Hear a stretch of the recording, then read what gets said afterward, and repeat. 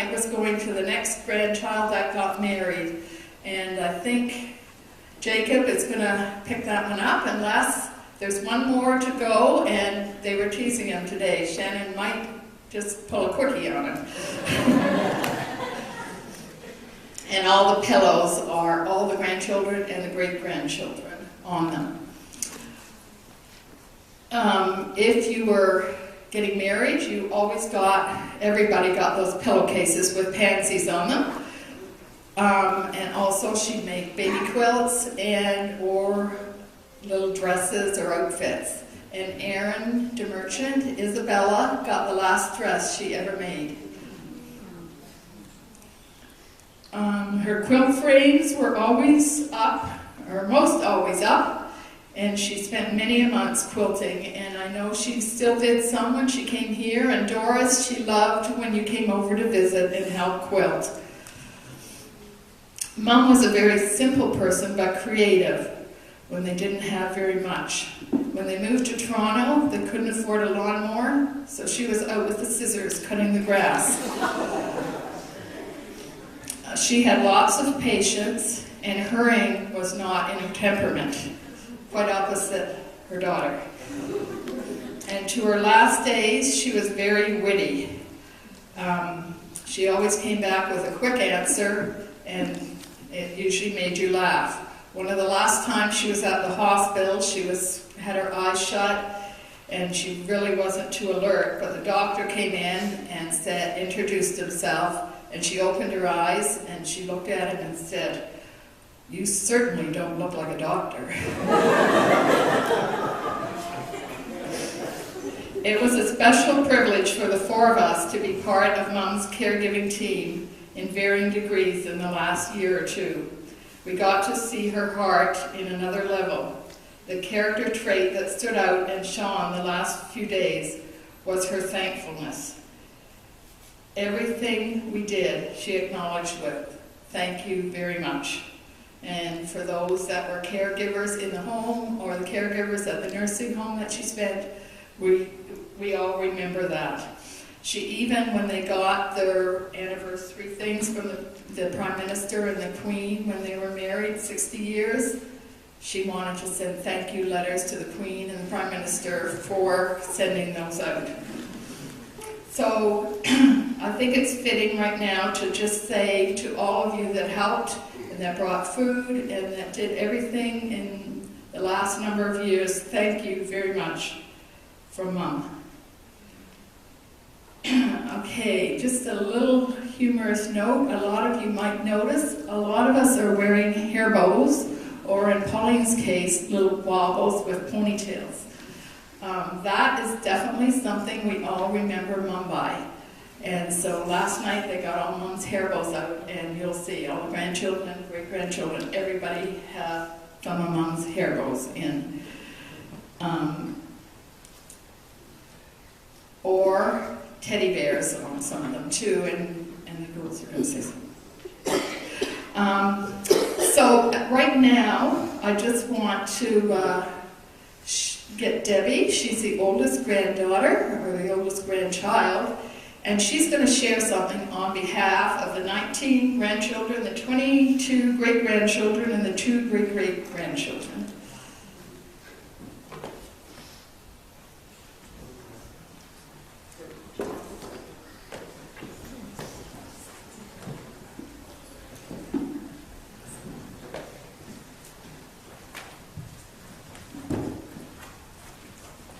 My privilege to share some memories of Grandma on behalf of her grandchildren, great-grandchildren, and great-great-grandchildren.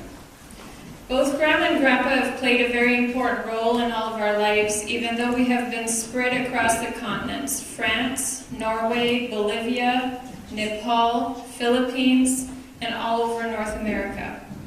They intentionally showed their love and concern to each one of us through regular prayer for us, as well as visiting us at university, coming to our graduations, baptisms, or weddings. I know that personally they were at my high school graduation in Germany, visited me in BC at university, opened their house and church for my wedding, and came to each of my boys' coming-of-age birthday parties as well as their baptism, all the way to Niagara Falls from New Brunswick just recently. And I'm just one grandchild. They have faithfully sent birthday and Christmas gifts to each one of us, 19 grandchildren, 22 great-grandchildren, and 2 great-great-grandchildren. Most of us have lived at their house at one time or another, as they generously and sometimes sacrificially shared their space with us. Mark and I spent 4 years in their basement suite in Alliston, and those were precious years.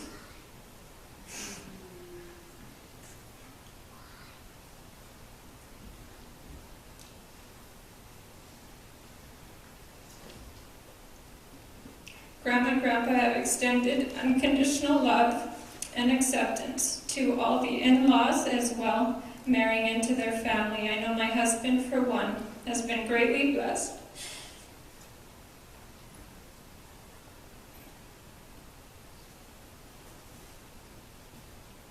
And he wishes he could be here.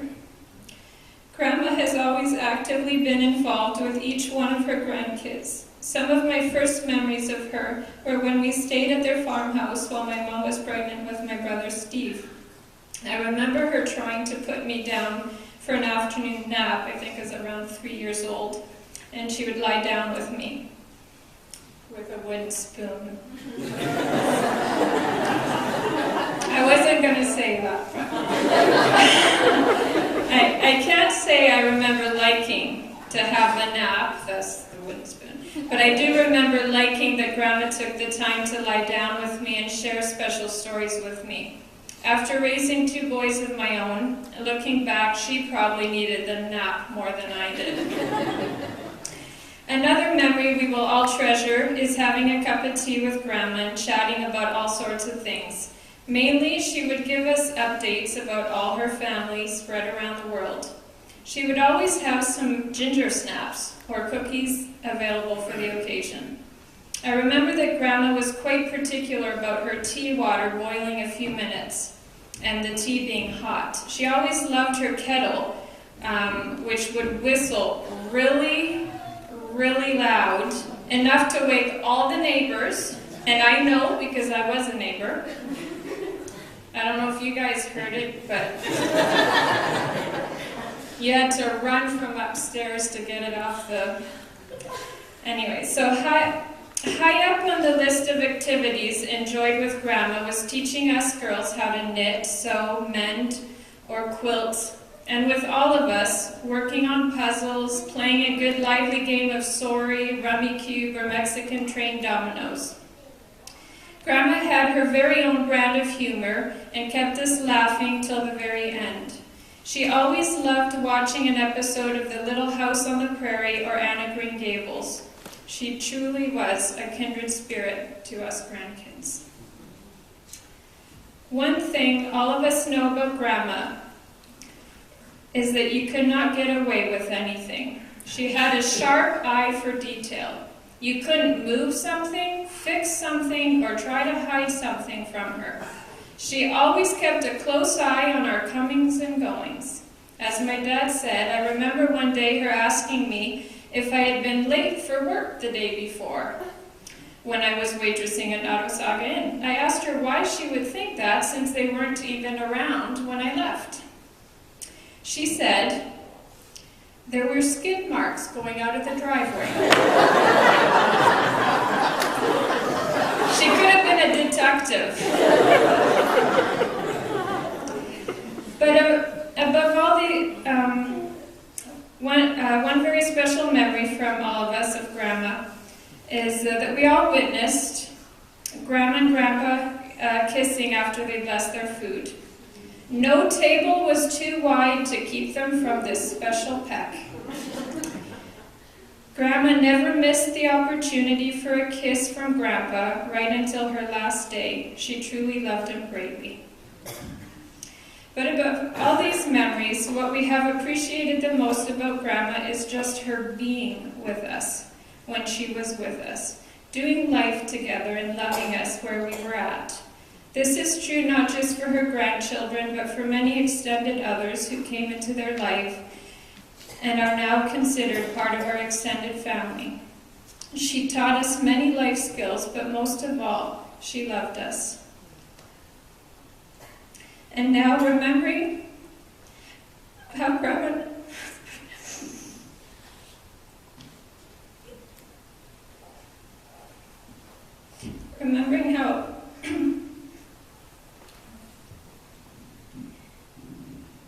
Remembering how Grandma and Grandpa have always stood outside their house waving us goodbye as we drove down their lane, we would like to wave one last goodbye to Grandma until we meet her again in heaven. Goodbye, Grandma.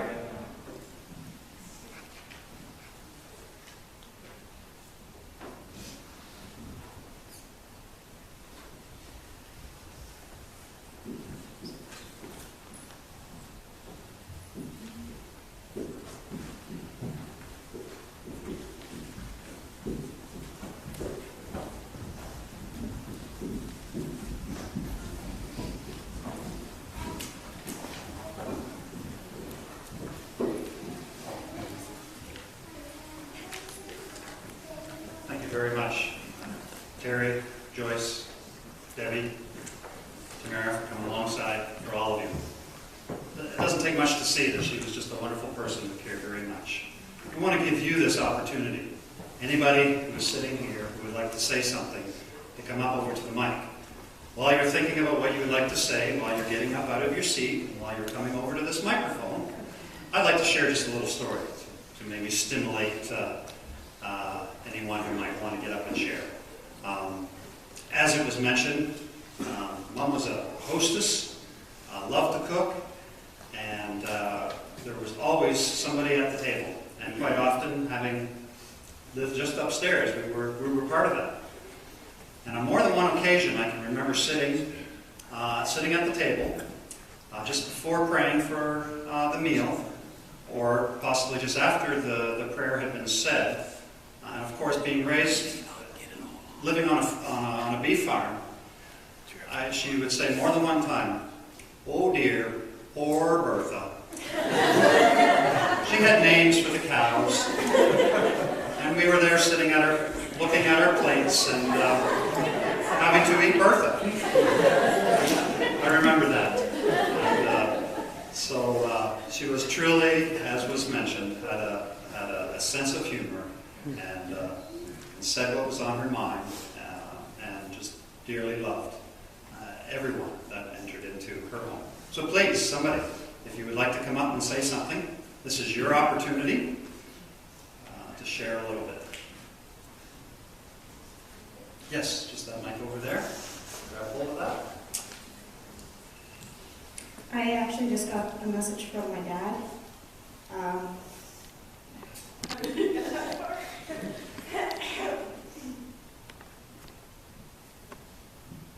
He says, "A tribute to my mother-in-law.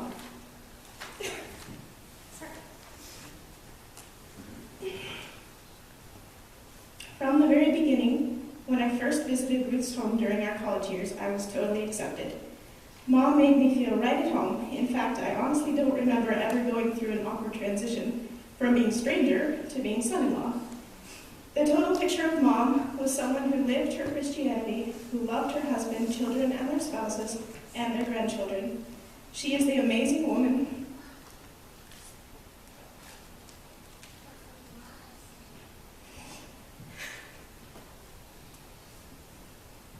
She is the amazing woman who gave me a wife far better than I deserve.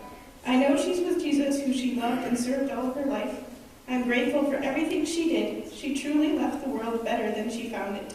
I love you, Mom. Your son-in-law, James."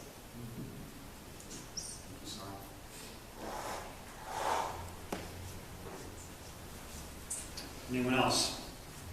Anyone else would like to take an opportunity? Sheila? I found a Bible verse or a passage that just sums up my grandmother. It's Titus chapter 2, verses 3 through 5. "The aged women likewise, that they be in behaviors becometh holiness, not false accusers, not given to much wine, teachers of good things, that they may teach the young women to be sober, to love their husbands, to love their children, to be discreet, chaste, keepers at home, good, obedient to their own husbands, that the word of God be not blasphemed. And that was a true picture of my grandma. She was a holy, godly woman, and she taught us to be that too. Thank you, Sheila. What else? It's not just for family members, it's anybody at all that would like to come up and share something.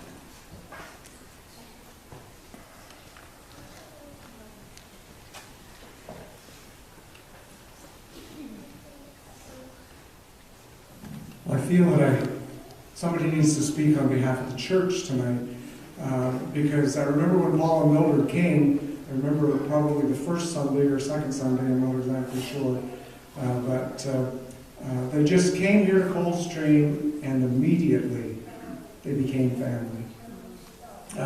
And I'm getting a picture of this tonight as I'm thinking, okay, now I understand why, because you kind of just told us why. And they arrived here, and we just fell in love with them. I was telling the family the other night, shortly after they were here, Glenn and Krista invited us, one other couple, and Paul and Mildred down to their place for an evening, just to kind of get acquainted and to visit some. And after everyone had left, I said to Glenn and Krista, "Did you notice who the center of attention was tonight?" They just kind of fit right in. And we had, I don't remember, you probably were in your mid-80s at that point, and we were in our, some of us were in our 40s and 50s, but it was just like we were all family. And I'm so thankful that God brought them to us, because they've been such a blessing to us individually, but such a blessing to our church. It's just been, you brought life to our church in so many ways. And I'm so thankful for that. I'm so thankful for the opportunity to have met them, and for all of you folks sharing them with us, because they've certainly had an impact on my life and on the life of this church, and I know Paul will continue to, hopefully for a long, long time. Thank you, Wayne.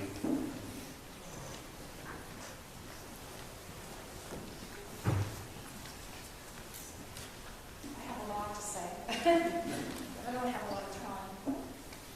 The first evening I went in to visit Paul and Mildred, I was a caregiver for Mildred. I fell instantly in love with Mildred. I wasn't sure how to take Paul at first. And Joyce was the taskmaster, making sure that I was doing this and this and this. I think I'm scared. But I was back the next morning, and Paul sat me down, and we had the greatest chat. And I love Paul, and I love Mildred very much. Paul's a great inspiration in every manner of my life. Kissing. I remember one morning, I'd always been in to get Mildred, and she never was in a bad mood. She always says, "Good morning." And she said, "I really have to go to the bathroom. I really have to go to the bathroom." So Mildred was slowly getting up. And she saw Paul across the way, and she went, "But wait, I gotta go give him a kiss." So she always waited for the bathroom to give Paul a big, big, big kiss. And I know I was getting paid to do this care, but I never felt that way. I always felt very comfortable in their home. So comfortable one morning, I worked all night, and I got Mildred dressed, and Paul went off with Grant to McDonald's. And I said to Mildred, "I'm so tired, I can't do any work today." She said, "Come along." We went over on the couch, and we covered up, and I fell asleep. And Paul came home, and he just stood there and looked at us, and he said, "I'm so glad that you love my wife." And I did. Thank you, Wayne. Thank you. Yeah, thank you. For all of us, it was great to know that Mom and Dad were in great care, and we speak on behalf of all of the caregivers. Thank you very much. Mom believed in people and cared for people, and she had faith in people as well. And for us, it was a pleasure to once and finally have grandparents just down the road. Maybe many of you who have been born and raised here in Carleton County had the opportunity to have your grandparents close by. But in our family, we didn't.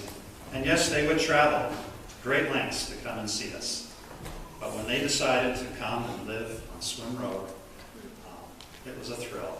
It was a thrill for, well, I guess at that point we only had two of our children left at home. But with Jacob, in Grandma's opinion, he could do no wrong. He could load the dishwasher like no one else, and he could fix anything. And if there was anything that was broke, he could fix it. Grandma believed in her family. And, that was truly an inspiration for each one of us. Yes? Oh yes, come on up, please. Yeah, don't be shy. I hadn't had the opportunity to know Paul and Mildred very long. And in fact, I have to share our story because the first day we met was quite one of rather interesting circumstances. As you know, we all live on the Swim Road, which never gets plowed. And the very first time I met Paul and Mildred, I had attempted at 6:30 in the morning to go to work, and my car sunk at the bottom of the road, and I walked in bare legs, short skirt. And I didn't have flip-flops on, which they most normally saw me in, but I did have boots on that morning. And I was frozen, and I knew I couldn't make the hill. And I knew it was early, and I didn't know, do I dare go in? Are they going to be awake? And I banged and banged and banged on the wrong door. And finally I heard this little voice that said, make it around the back. Just come around the back. And I went in, and I was shaking, and I was cold and trembling, and I said, I'm sorry to bother you. I know you've never met me, but I'm your neighbor from up the road, and I'm stuck and can't get home. And without even thinking about it, they were throwing blankets and towels in the dryer and wrapping me in these blankets and just truly showing me the love of God in their home and sharing with me stories. I didn't want to, when my husband finally was able to get to me and get me home, I didn't want to leave. I found myself just amazed at their heritage and at their love and at their compassion for their neighbor who they had never met. And since that time, we've made small trips in to visit with them, and my children have grown to love Paul and Mildred, and they would go and visit the animals, and they talk about them all the time. And we're just so thankful that we as a family have gotten the privilege to meet Paul and Mildred, and we hope that even though Mildred is now gone, that we can still have that friendship with Paul and still continue to visit. Thank you, Sean. Anyone else?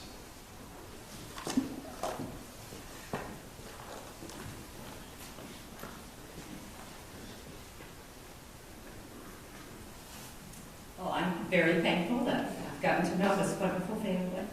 And we got to be at Paul and Mildred's in Alliston in the farmhouse in 1993. I was pregnant with Edward at the time, and we got to spend some time, and I can still picture the house. I can still see that and how much we really enjoyed the time.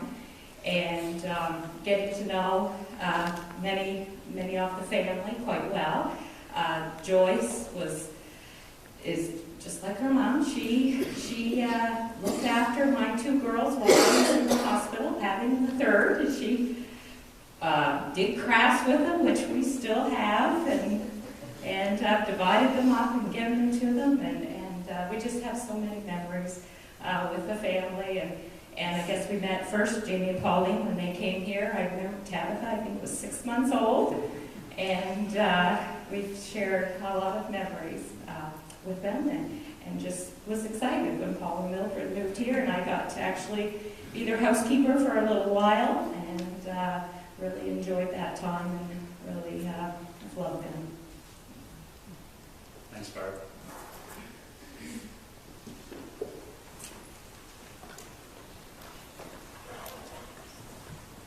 Come on up, Ellen.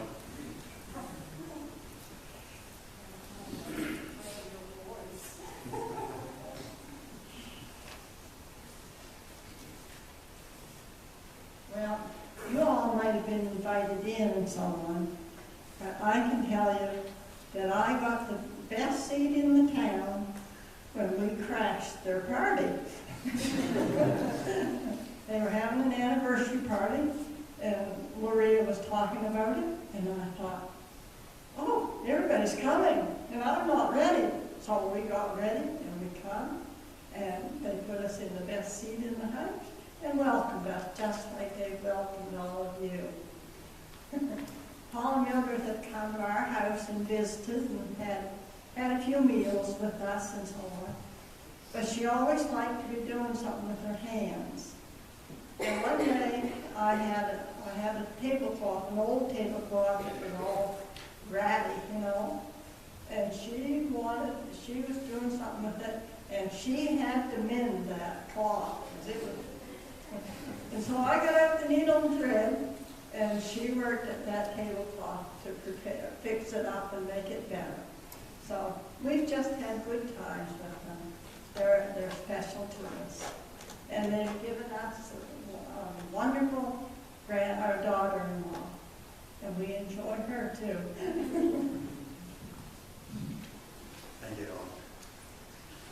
That is so true about the mending. If you walked into the home, I would walk in often with old work pants that had holes in the knees or other places. She wanted to fix them. If I would have taken them off right there, she would have. Okay, Wendy. Steve and I lived across the street. Mom and Dad welcomed us as one of their own. It's funny, we were talking on the way here. We live just up in Midland now, and on the way, on the drive, talking about our sisters and brothers. And Tara, you came up first because you're the oldest. And, it's just, we've been so blessed by this family, feeling that you are our sisters and brothers. And seeing your children, having children, wow, I feel old.